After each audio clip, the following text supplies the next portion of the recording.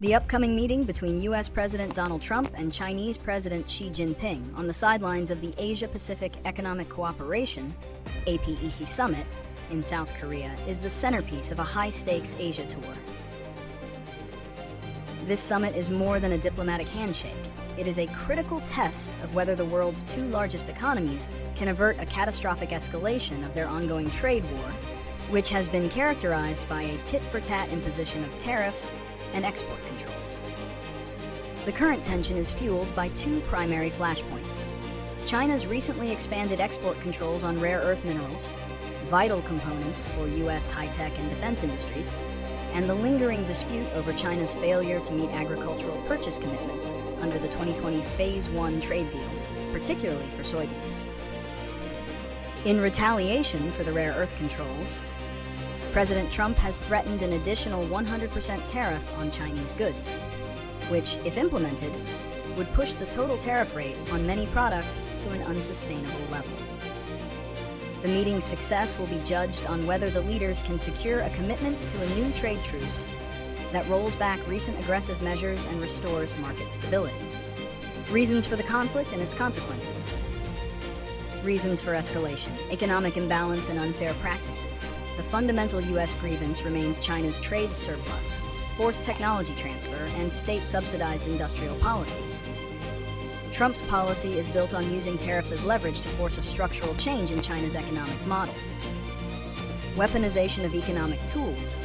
Both sides have increasingly used economic interdependence as a tool of statecraft. China's rare earth export controls target U.S. supply chain vulnerabilities in a countermove to U.S. technology export blacklists. Failure of prior agreements. The 2020 Phase 1 deal, which was meant to usher in stability, failed to be fully realized due to both the COVID-19 pandemic and, according to U.S. trade officials, a lack of commitment from Beijing, prompting a new U.S. investigation. Consequences: global economic slowdown, full-scale escalation, with tariffs reaching the threatened 155% total, could contract global gross domestic product (GDP) significantly, with some projections warning of a 1.1% U.S. GDP contraction. Supply chain fragmentation. Uncertainty is accelerating the decoupling of U.S. and Chinese supply chains. Companies are de-risking by shifting production to other Asian nations, like Vietnam and Malaysia, or nearshoring, fragmenting the $600 billion annual electronics trade. Agricultural devastation. U.S. soybean exports to China have plummeted to near zero following retaliatory Chinese tariffs, causing billions in losses for U.S. farmers who have lost their largest foreign market. Geopolitical instability. The trade conflict forces U.S. allies, like South Korea and Japan, to navigate a difficult position between their security guarantor, the U.S., and their largest trading partner, China, potentially straining regional alliances. Prediction and solutions prediction. A limited truce. A major comprehensive deal that resolves deep structural issues, such as Chinese subsidies and industrial policy, is highly unlikely. The most probable outcome is a limited temporary trade truce, achieved primarily to avoid a disastrous full-scale tariff escalation. This truce would likely involve 1. Tariff-freeze rollback. Both sides would agree to refrain from imposing the threatened 100% tariffs and possibly agree to a modest, mutual reduction from the current high levels. 2. Agricultural commitment. China would commit to resuming large-scale purchases of U.S. agricultural goods, especially soybeans. 3. Rare earth fentanyl concessions. A fragile compromise would be made on the rare earth export controls and on the flow of fentanyl precursors from China, the latter being a key non-trade demand from the U.S.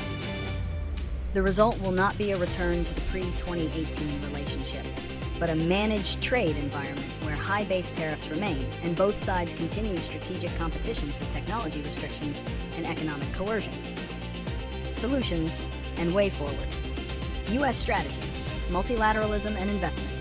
While the Trump administration favors bilateral deals and tariffs, a more stable, long-term solution involves working with allies. The U.S. should focus on strengthening multilateral trade frameworks like a potential expansion of the CPTPP, Comprehensive and Progressive Agreement for Trans-Pacific Partnership, to create a unified economic bloc capable of negotiating effectively with China. Concurrently, securing investment pledges from allies, like the $550 billion promised by Japan, helps offset tariff costs and strengthens U.S. manufacturing. China strategy. Realistic commitments. To build trust, China must make new, more realistic and measurable commitments on agricultural and energy purchases that account for its current economic conditions. Moreover, Beijing must demonstrate a willingness to address intellectual property protection and market access barriers to fundamentally rebalance the relationship.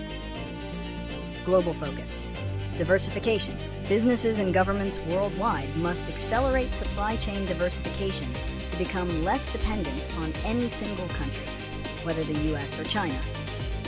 This reduces the effectiveness of trade weapons and creates greater resilience to future geopolitical shocks.